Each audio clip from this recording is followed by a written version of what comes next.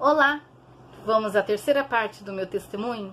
Sei que tá ficando um pouco extenso, mas tem que ser assim, porque senão fica muito cansativo. Sei que é gostoso ouvir horas uma história, mas são histórias, né, assim, com algumas deslocações. Mas a minha tem que ser assim e eu senti de fazer assim, né?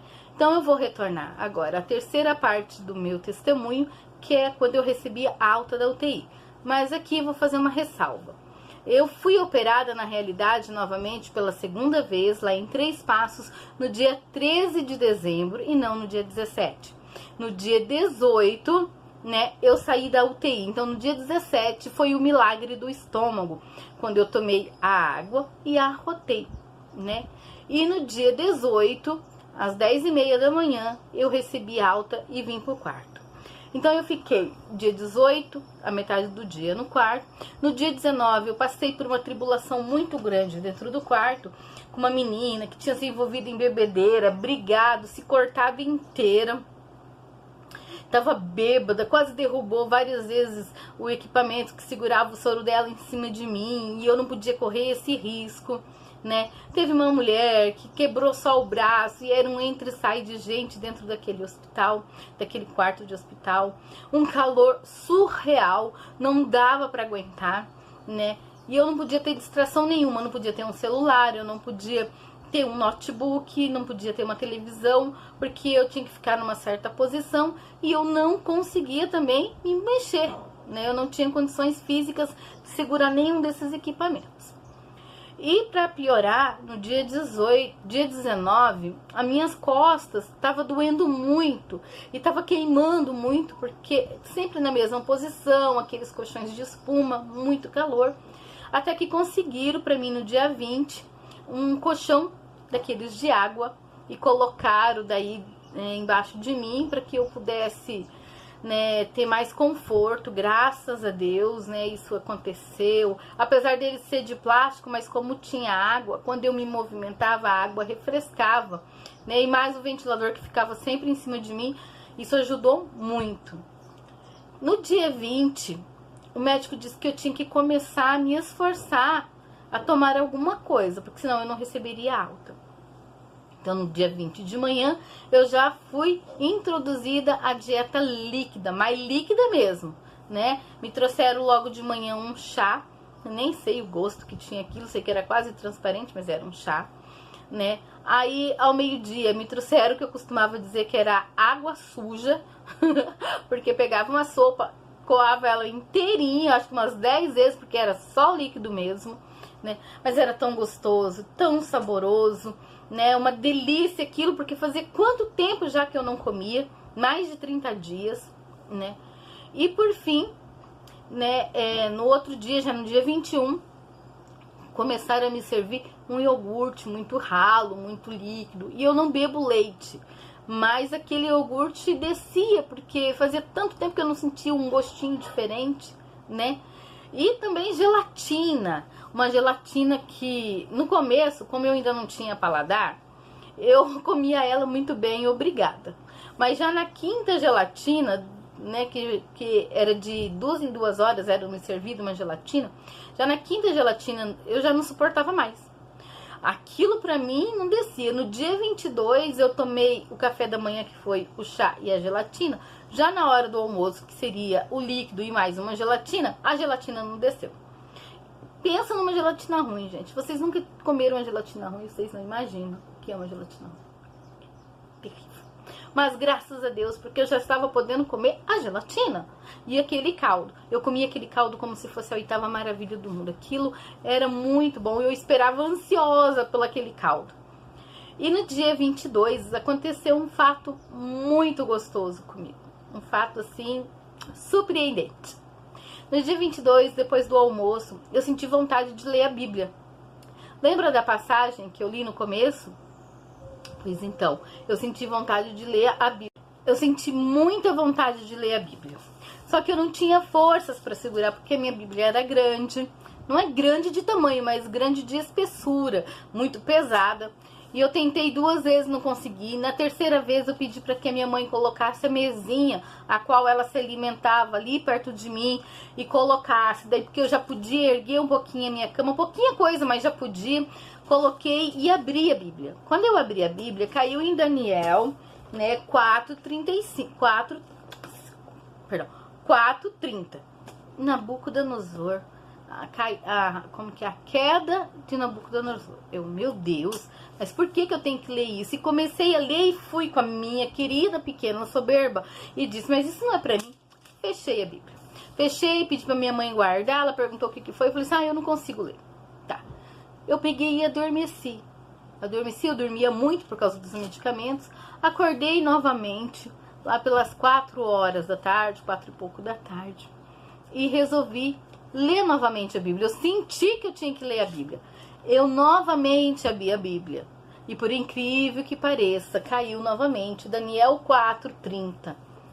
Só que o que me chamou a atenção de tudo que daí eu resolvi ler foi o 37. Lá o 37 estava escrito assim, que eu vou repetir só o 37. Livro de Daniel, capítulo 4, versículo 37, está escrito assim.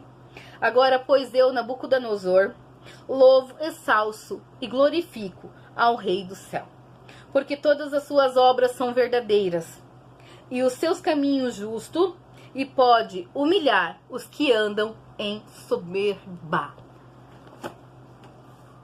Sim, ali o Senhor me tocou. Eu entreguei a Bíblia para minha mãe. Claro, eu li mais que 2, 3 vezes aquele mesmo versículo, né? Daniel 4:37, eu li várias vezes. E cada vez que eu lia soberba, uma flechada, uma pontada. Porque a palavra do Senhor é uma espada de 2 gumes. Ela corta tanto no entrar quanto no sair, né? E quando eu lia, ela me cortava. E quando eu relia, ela me cortava de novo. Porque quando você prega para alguém, não pensa que você só está pregando para uma pessoa. Você está pregando para aquela pessoa e para você também. E era assim comigo, né? Eu estava lendo aquela palavra e ela estava me cortando. Lembra, Elisângela? Lembra, Elisângela? Elisângela, lembra de tal coisa, assim, assim, assado? O Senhor me trazia à tona eu lembrar tudo aquilo que Ele queria mostrar para mim. Tudo aquilo que eu tinha rejeitado até então. Lembra que quando eu estava no outro hospital e até mesmo dentro da UTI eu ainda perguntava por quê, por quê, por quê? O Senhor naquela tarde teve um encontro comigo e me falou. Me contou tudo que eu perguntava para Ele. Só que desta vez eu não perguntei para quê, por quê. Eu senti no meu coração e lembrei de uma irmã que falou um dia assim: toda vez que você for orar ao Senhor sobre algo que acontece na sua vida, ou que aconteceu, ou que esteja acontecendo, pergunta para o Senhor para que aquela situação, para que aquele momento, para que aquela prova, aquele deserto vai te servir. Para que Ele precisa te fazer passar por aquilo e para que Ele necessita que tu passe por aquilo. Eu lembrei. Eu entreguei a Bíblia para minha mãe e fiquei quietinha. Neste momento, né, como não sei se eu já falei para vocês, mas o quarto que eu estava, se não me engano, era no 2º ou 3º andar do hospital. Eu não me lembro de hoje, que era o 2º andar. E naquele quarto, ele tinha todas as vidraças, era uma ala nova, todas as vidraças em vidro temperado, mas sem proteção, sem película. E tinha só umas cortinas, aquelas de corvino, tampando aquelas vidraças. Então, quando fechava, ficava tudo escuro. E a minha mãe fechou todas elas, porque o sol da 4 horas da tarde batia todo em cima do meu quarto ali, em cima da minha cama. E sim, eu ficava praticamente só eu e minha mãe naquele quarto. Foi mais um milagre de Deus em nossas vidas sobre esse respeito. E naquele instante minha mãe fechou todas as janelas e foi deitar. Quando ela foi deitar, eu tava com as duas pernas pro lado de fora dos lençóis, porque tava muito calor, mas a minha mãe fazia sempre questão de me deixar coberta. Ela sempre me deixava coberta. Eu ainda brincava com ela: mãe, quem é que vai querer olhar para uma pessoa que só tá couro, osso e pelo em cima de uma cama, mãe? Não te preocupas. E ela falava para mim: sim, minha filha, eu me preocupo contigo e por isso te mantenho coberta. E eu tirei as duas pernas sem ela ver. Ela foi deitar um pouco para descansar, porque as madrugadas eram muito movimentadas no meu quarto. Então ela pegou e deitou ali e começou a cochilar. E eu fiquei ali, de repente, eu senti um fecho de luz nas minhas duas pernas, certinho, que pegava as minhas coxas, as minhas duas canelas da perna, as duas panturrilhas ali, os pés, e esquentava, mas não queimava, ele esquentava. E eu tentava olhar para trás e não conseguia. Eu chamei a minha mãe. Mãe, eu tinha que chamar várias vezes porque minha voz era muito fraca. A minha mãe percebeu que eu estava chamando ela, olhou e veio ver o que era. E eu falei para ela: fecha a janela, fecha as cortinas, o sol tá batendo nas minhas pernas. Mas eu não tinha percebido que era só em cima das duas pernas debilitadas que o sol estava batendo. E a mensagem martelava na minha cabeça: ele humilha quem está em soberba. E eu ficava com aquela palavra e aquele calor nas minhas pernas. E no mesmo tempo que eu ouvia aquela palavra, o meu coração começou a pedir perdão para o Senhor. E eu fui pedindo perdão, eu fui pedindo perdão. Um certo dia, uma certa feita, eu fiz um voto ao Senhor de usar saia comprida, não só saia comprida, de usar saias, se ele fosse na vida do meu marido, o que meu marido precisava que ele fosse naquele momento. E o Senhor atendeu o meu pedido. Só que eu tinha me esquecido, e eu vou te dizer por quê. Não porque eu usava calças para trabalhar. E isso o Senhor sabia que eu fazia. Mas para sair, para ir na rua, essas coisas eu usava saias. Mas para trabalhar eu tinha que usar calça, porque eu não tinha como ficar levantando e agachando debaixo de vacas, no meio de homens, com saias. Só que um dia estava eu e meu esposo, olha como a soberba cresce no coração. Eu e meu esposo na estevaria, tirando leite. E eu peguei e olhei pro meu esposo e falei assim: tô muito gorda, vou emagrecer. Ele foi e falou assim pra mim: mas pra que você vai emagrecer? Você tá bem assim, eu te gosto assim. Eu falei: não, eu tô gorda. Ele: duvido que você consiga emagrecer, porque você gosta de cozinhar, você gosta de fazer comidas gostosas e você gosta de comer o que você cozinha. Como que você vai emagrecer? Vai parar de cozinhar? Vai fazer o quê? Falei assim: eu vou emagrecer. Ele falou: ah, eu duvido, amor. Ele foi muito carinhoso, mas a minha soberba foi a tal ponto que eu olhei para ele e disse: você tá duvidando de mim? Pois bem, a partir de hoje eu tô em regime e vou emagrecer tanto que em tal dia de dezembro, que seria o Natal, dia 24 de dezembro, tu vai me comprar a calça mais cara dessa cidade, na loja mais cara dessa cidade. Eu não quero saber, mas você vai comprar. Por que eu pedi uma calça? Pra que eu queria uma calça se eu tinha feito um voto com Deus Altíssimo? Ninguém te obriga a votar, mas se votou, cumpra. Se você fez um voto ao Senhor, cumpra o seu voto. Não faça sacrifício de tolo. Não faça voto de tolo. É melhor que não vote do que votar e não cumprir. Tá aqui na palavra de Deus. E eu fui enfática com isso. Isso foi mais ou menos dia 5 de novembro de 2013. E eu comecei um regime. Cortei isso, cortei aquilo outro. Ia tirar leite sem tomar café e voltava, tomava só água com limão e almoçava um pinguinho de nada. Quando começou as dores do estômago. E foi as dores do estômago. Mas não é só isso que a soberba tinha tomado conta de mim. Quando eu mudei para esse local aqui, né, quando eu vim aqui para o Rio Grande do Sul, esse é um outro testemunho, mas eu só vou incrementar um pedacinho dele. O Senhor nos ensinou tudo. O Senhor tirou uma moça que trabalhava no centro da cidade, toda emperiquitada, do salto, com um cabelo que só lavava em salão, que só usava shampoo na época, o shampoo da Natura, né? E que vivia de escova no cabelo e que trabalhava no meio de grão finos. E o Senhor trouxe de lá e trouxe para o meio do nada do mato. Quando nós mudamos aqui era mato, só mato. E isso, como eu disse, é parte de um outro testemunho. Mas eu preciso dizer o que aconteceu. O Senhor me ensinou a cuidar de vacas. O Senhor me ensinou a mexer com vacas de leite. Me ensinou a saber quando a vaca estava no cio, quando ela estava perto de parir. Me ensinou a saber quando ela estava com algum problema de saúde. Me ensinou a saber como alimentá-la, como administrar uma injeção nela, administrar a vacina na data certa. O Senhor me ensinou a cuidar da documentação. O Senhor me capacitou tudo isso. O Senhor nos apresentou um laticínio maravilhoso, um laticínio grandioso, com salário dignos, né? O Senhor nos deu tudo isso, mas um dia a soberba subiu ao meu coração e eu olhei bem e falei, eu sei, eu sou a melhor de aplicar a injeção. É porque eu sei fazer uma injeção, daqui que você não sabe fazer, eu sei domar uma vaca, eu não sei nada. Eu não sou nada, eu não era ninguém e não sou ninguém se o meu Deus não for por mim. Você não é nada se Deus não for por você. Você não consegue nada se Deus não permitir que você consiga. Não tem essa de você olhar e falar, fui eu que fiz. Não, Deus permitiu você fazer e te capacitou a fazer. Deus capacita aquele que foi escolhido para fazer medicina. Não é qualquer um.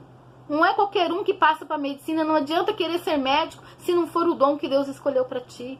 Não adianta querer ser dentista se não foi o que Deus escolheu. Não adianta querer ser bombeiro. Não adianta querer ser mecânico. Não adianta querer ser faxineira se não é. Eu não sou faxineira. Não sou. Mas sei e amo cozinhar muito bem. Me arrisco em qualquer parte da cozinha. Mas eu não gosto de fazer faxina e eu não sei fazer faxina. Então eu não serviria para ser faxineira, porque esse não foi o dom que Deus me deu. Eu também não poderia jamais na minha vida trabalhar com criança. Por mais que eu amo criança, eu não consigo. E olha que eu já tentei várias vezes ser professora de escola dominical. Mas não é esse o meu dom e talento. O Senhor me capacita todos os dias para o dom que Ele me dá e te capacita também. Então a gente nunca pode, na nossa soberba, dizer que eu sei, eu faço, eu posso, eu aconteço. Você não é nada. Na Bíblia está escrito que quando eu sou forte é porque eu estou fraco. Agora, o dia que eu reconheço que nada sou, aleluia, o Senhor entra, habita, trabalha e faz a obra dele na nossa vida e a gente nem percebe. Porque é do jeito dele. Não adianta a gente querer fazer com os nossos braços, porque os nossos braços quebram. Mas o do Senhor é firme como a rocha. Esses não cansam, não desvanecem e não se quebram. Então, o Senhor fez eu recordar ali naquele leito de hospital. E essas horas foram transcorrendo. Chegou o jantar. A minha mãe me serviu aquele caldinho que, por surpresa, naquele dia, vem uns grãozinhos de macarrãozinho, aqueles cabelinhos de anjo, começou a vir para mim. Veio já, além da gelatina, eu poderia escolher uma outra fruta, tipo mamão, que daí era só raspar e comer, né? O Senhor permitiu já isso para mim. Já veio um iogurte tipo Yakult não, tipo Activia, mais grossinho. Eu já comecei a comer. Mas naquele dia 22 de dezembro, o Senhor tinha um encontro marcado comigo lá dentro daquele quarto de hospital, lá em Três Passos. A minha mãe comeu, como ela não podia assistir novela, não podia assistir nada, ela foi no corredor, deu uma volta, pegou uma água, voltou e falou pra mim, vou tomar um banho e vou deitar. Eu, tá bom. Enquanto ela foi tomar banho, eu senti a necessidade de falar pra Deus, me perdoa. E comecei a falar, pra tudo que vinha na minha mente, eu pedia perdão. Senhor, me perdoa por ser gritona, me perdoa por ser enrancuda, me perdoa por ser rixosa, Senhor, me perdoa por ser mazelosa com as minhas coisas, me perdoa por fazer as coisas murmurando, me perdoa, Senhor, por ter pedido para o Senhor uma carteira de motorista, qual o Senhor me deu, e não ir nos cultos, não ir no círculo de oração. Me perdoa, Senhor, por eu ser uma mãe brava. Me perdoa, Senhor, por ser uma esposa que quer impor as coisas ao meu esposo. Me perdoa, Senhor, por eu olhar e não dar atenção àqueles que necessitam. Me perdoa, Senhor, por eu não orar por aqueles que neste momento estão precisando. Me perdoa, Senhor, por ter deixado a soberba subir ao meu coração. E fui pedindo perdão por tudo aquilo que veio à minha mente. Até por uma coisa que eu comprei sem necessidade, por uma prestação que eu fiz sem precisar. Sim, porque isso também é pecado. Você fazer aquilo que não necessita. E eu fui pedindo perdão. Aí minha mãe saiu do banho, veio, me cobriu, como ela sempre fazia, me deu um beijo. Nisso a enfermeira entrou, colocou o remédio e falou pra mim assim: 2 horas e pouco, eu volto a trocar, porque é mais ou menos esse tempo pra mais que ele vai levar. E eu, tá bom. Minha mãe deitou e logo adormeceu, porque naquela tarde tinha dado uma chuva e tinha refrescado aquele andar, tava gostoso, e a minha mãe pôde dormir. Ela deitou, como meu quarto era bem escuro por causa dos cortinados, ela virou pro canto e adormeceu, e eu fiquei olhando. Eu chamei ela 2 vezes, ela não atendeu. E eu continuei: Senhor, me perdoa por não ser uma filha melhor. Senhor, me perdoa por não ser uma mãe melhor, uma cunhada melhor, uma irmã melhor, uma esposa melhor, uma serva melhor. E fui pedindo perdão. Senhor, me mostra no que eu tenho que pedir perdão. Mas, Senhor, me cura para poder fazer a tua obra. Me diga o que o Senhor quer de mim. Me leva a fazer aquilo que o Senhor deseja. O que tu desejas de mim, Senhor? E fui pedindo a Deus, e fui pedindo. E naquele momento eu senti de pedir pro Senhor cantando, louvando. E eu comecei: Mestre, eu preciso de um milagre. Transforma a minha vida, o meu estado. E fui falando, porque essa canção refletia o que eu estava passando. Faz tempo que eu não vejo a luz do dia. Estão tentando derrubar minha alegria. Estão tentando ver meus sonhos terminados. E fui falando para Deus essa canção como uma oração. Quando foi daqui a pouco, eu não sei se o céu desceu, se fui eu que subi, mas como se abrisse uma outra dimensão. E aquilo foi me deixando leve. Eu fui falando com Deus e fui chorando e fui sentindo, cada vez que eu pedia perdão, uma amarra caindo, e fui me sentindo perdoada. E fui respirando, e fui falando, e fui chorando, e fui chorando, e fui falando, e de repente eu já estava num coro celestial. Um hino sem igual, como eu nunca ouvi na minha vida, vozes que eu nunca ouvi, e só ouvirei lá na glória. Tenho certeza disso. Eu não enxerguei, eu só ouvia aquele lindo coral cantando, e eu cantava junto. Foi maravilhoso, foi esplêndido. E eu comecei a falar em línguas, e fui falando em línguas, e eu pedia para o Senhor: me renova, me batiza novamente com o Espírito Santo, me transforma, me faça aquilo que o Senhor quer de mim. E fui falando, e fui falando, e fui falando, e fui falando. Quando foi daqui a pouco, o meu corpo voltou para o meu lugar. E eu olhei, abri os meus olhos, e ainda falando em línguas, eu não conseguia parar. Eu olhei, eu estava no quarto. Olhei, minha mãe ainda dormindo na mesma posição. E quando eu vi, já era 9h30 da noite. Eu não sei se alguém entrou naquele quarto e viu eu nesse estado, em falando línguas, orando, buscando a Deus. Eu não sei se a minha mãe viu e resolveu ficar quieta. Eu não sei te dizer, eu só sei que eu tive um encontro real e verdadeiro com Deus. Eu só sei que naquela noite o Senhor me visitou. E assim como Jó fala que ele só conhecia de ouvir falar, mas que agora o conhece face a face, eu conheci o meu mestre face a face. Eu senti o teu toque, o teu cuidado, o teu amor, o teu carinho. Mesmo na soberba, o Senhor me visitou. Mesmo quando eu achava que eu era alguma coisa, o meu Deus me amou, me guardou, me cuidou. E Ele faz por você o que fez por mim. Ele te guarda, te ama, te protege. Ele não te desampara jamais.